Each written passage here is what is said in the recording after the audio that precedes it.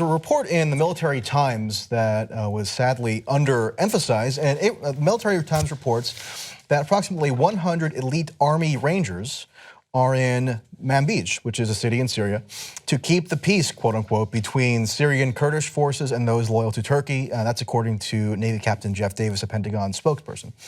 Most notable is that Russian troops are in the very same city, and they are there providing security for humanitarian convoys that have entered the war-torn city, a development that he called unsurprising in light of recent high-level talks between military commanders from Russia, Turkey, and the US. So just think about that for a moment. United States military personnel are now extremely physically proximate to Russian forces in the very same very same city in one of the most volatile places in the entire world. So what could that lead to? If there is some kind of miscommunication or a mishap or some kind of maybe friendly fire incident, it's not unimaginable to foresee that resulting in some kind of unexpected confrontation between US forces and Russian forces, given how physically proximate they are. And I think this is one of the reasons why I and Jordan and some others have been cautioning for people not to get ahead of themselves in ramping up this Russia-related fear-mongering on the domestic front, because the result of that is going to be Trump is going to feel pressure to demonstrate his anti-Russia bona fides.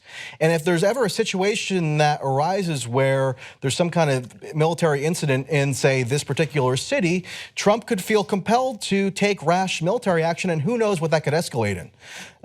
So that's one point. Yeah, so that's one side of it. The other side of it is it's never a good idea to have that many armies next to each other. And so it's not just that it's US and Russia, and we've been kind of enemies for a while. I guess now we're BFFs, but do people say that anymore? Best friends forever? Okay, all right. Millennials still use it. Yeah, Trump, I guess, would be Biffy appropriately, and Putin would be Buffy.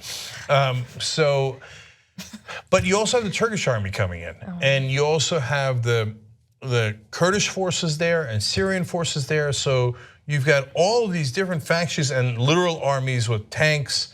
And the Americans have this giant American flag like, hey, do not fire at these. These are American, don't mess with us. But you know what it does, though, is it gives somebody an incentive to take a pot shot at our guys.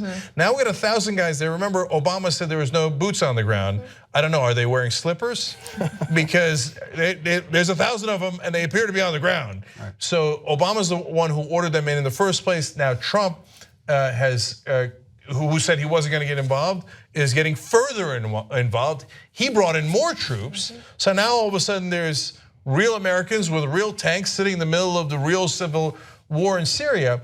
And any one of those guys could take a shot at our guys, and then we fire back, and then we accidentally hit who knows who, and then they fire back, and then, oh my God, we're in the middle of a holy hell. Right. And when have US forces successfully mediated civil strife in another country? I mean, the track record of that particular tactic is just so abysmal. The idea that there are people in positions of power who still feel that that's a worthwhile exercise is just baffling. So I just have one question though. I'm not taking opinion on this, but what would happen if the US forces weren't there?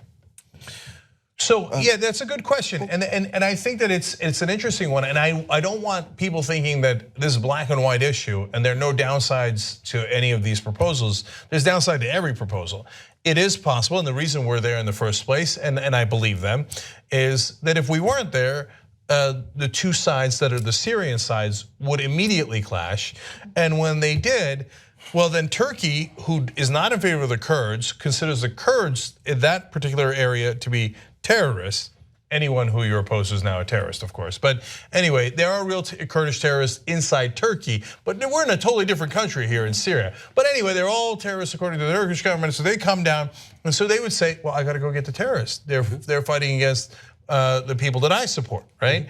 So now Turkey's there, and now you got Bashar Assad's guys, Russia, Turkey. So what America is, I think, legitimately trying to do here is, hey, everybody cool it, okay? Turkey, you're our ally. You don't want to be firing at American tanks. That's a disaster for you. So don't cross this line. Right. And including your Syrian friends, and everybody's got Syrian friends on all different sides. So they are trying to keep the peace. To Michael's point, We don't have a great track record of doing that. I mean, look at what happened in Lebanon. You remember when Reagan was in office and we sent Marines there and they were sitting there like sitting ducks. They get bombed by Hezbollah. And then Reagan goes, and probably what Trump will do is my best guess, is if they get bombed, Reagan was like, we got to cut and run. This is what am I going to do? I'm in the middle of a Syrian war, a civil war. So they left. And the burden of proof should be on those who are asserting that military intervention is warranted. It shouldn't be on the people who are skeptics to say what would happen if if troops were not there. Well, I mean, you're the one who's saying that they ought to be there, so you need to justify that. But also, this goes back to broken campaign promises. I mean, believe it or not, I can't tell you how many people I interviewed at Trump rallies, Michigan, Ohio, Wisconsin.